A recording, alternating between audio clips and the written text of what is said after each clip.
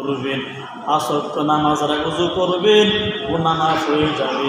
5 ওয়াক্ত নামাজের সময় যখন নামাজ আদায় করবেন, আপনি আল্লাহর সামনে দাঁড়াইলেন, বলে এক একটা সিজদা, এক একটা রুকু আসমান জমিন এক পাল্লায় রাখা হয়। আপনার একটা রুকু আর একটা সিজদা যদি আরেক পাল্লায় রাখা হয়, আপনার ওই রুকু সিজদাটা নেকির পাল্লায় দাঁড়ি হয়ে যাবে।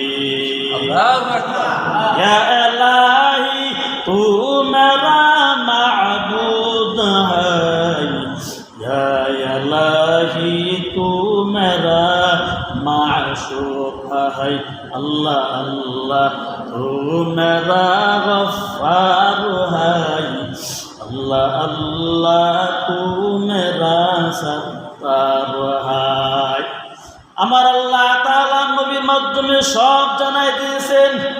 বলে হাসরের ময়দানে অনেক অনেক অনেক অনেক নবীদের উম্মতরা থাকবে। সেদিন আমার মায়ার নবী আমাদেরকে কেমনে চিনবেন? সাহাবায়ে কেরামরা প্রশ্ন করলেন, ইয়া রাসূলুল্লাহ, হাসরের ময়দানে আপনার উম্মতকে আপনি কেমনে চিনবেন? খেয়াল করুন, ইয়া রাসূলুল্লাহ, আপনার উম্মতকে আপনি কেমনে চিনবেন হাসরের ময়দানে?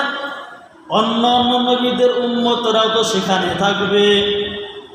নবী বললেন, ও সাহাবায়ে কেরাম, তোমরা শুনে রাখো।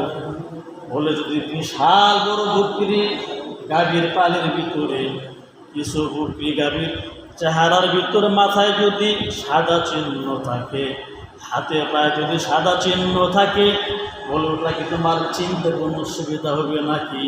সাহাবায়ে কেরাম বলল, না ইয়া রাসূলুল্লাহ, স্পষ্ট চিহ্ন, মাথার ভিতরে সাদা একটা চিহ্ন, হাতে সাদা চিহ্ন, পায়ে সাদা চিহ্ন। আমার মায়ের নবীজি বলল, সাহাবায়ে কেরাম তোমরা শুনো,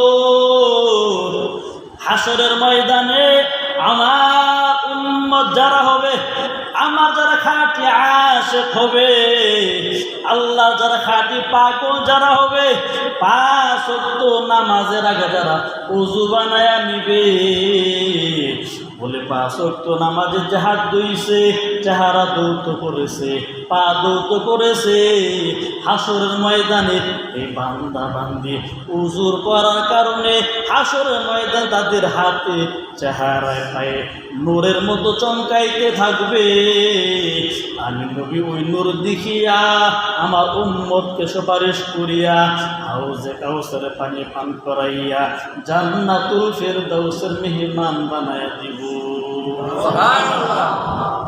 ইমামুল আউয়ালিন আল আখিরিন, বাহরে সাদকা রাহমাতাল লিল আলামিন, সাইয়্যিদুল কাউনাইন খাতুমুল মুরসালিন, আখিরা মুদবুত ফখরুল আউয়ালিন, শুদ্ধ ওয়াজুদাস রাহমাতাল লিল আলামিন, মসজিদে উশুদ হামারুই জমিন।